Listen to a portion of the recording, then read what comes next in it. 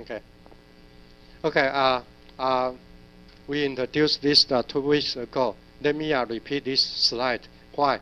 Because for the data mining, okay, from the very beginning, you need to do all the pre-processing, okay, before you can fully utilize the whole database, okay.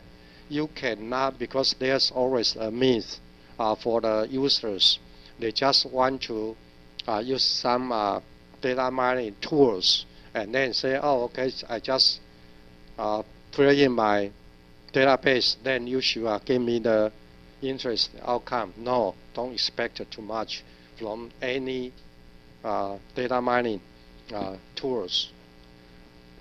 Actually, for the data mining tools, you need to also do some pre-process jobs by yourself. For example, as you can see, even we have the small database here, but based on the attributes such as name, gender, etc. Okay, then for the name, seems normally we remove user's name from the analysis. Okay, and for the gender, of course we can retain this one. And for the major, sometimes it depends on how large your database is. Okay, if your database is large enough, of course you can analyze the, for example, the students' academic performance from the department they majors are. Okay.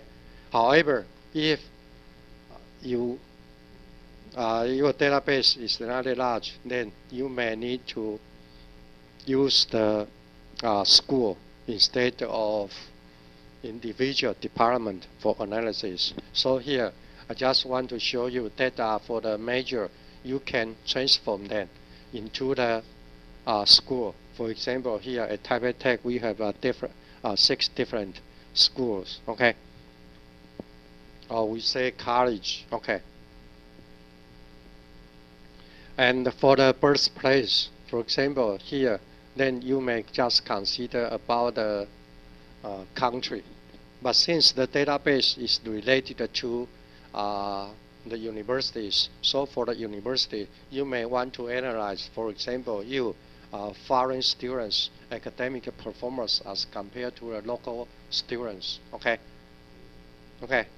But if you are just the high school students, right, then using country to analyze their differences may not show any significance. Why? I believe for the high schools, most students are from the same country, right? The same country. Probably only a few with the from other foreign countries, right? Okay. So in this case, for the high school students database, you may just consider from different districts inside the city. Okay. But for the universities database, you may consider about the country. And for the birthday, right? That's the age. So that's what I say. I just mentioned. Okay. For the age, because normally we transfer the students' birthday into the age, but it depends on when you transform the database, right? Just as I said, 5 years ago, George has the same age as you. How about 5 years later? Mm-hmm. So at that time, you may think, oh, that's only 21, right? But 5 years later, that's quite different story, okay?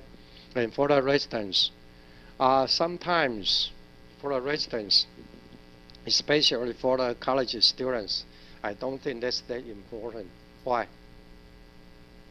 Like here at Taipei Tech, only the freshman who has the privilege to stay in a dormitory, or you foreign students, right? So about the phone number, probably you can say, oh, the user, if you are interested in whether the student use the fixed line number of the mobile, for example, in that case, then you can retain those numbers. But here, we just try to say, okay, if you think that the phone number is unrelated to your GPA, okay, GPA is the grade point average, okay, grade point average. This in the past in US they use the 4-point systems. Okay, if you have the straight A, then you receive the 4.0, and for the B, that's 3.0.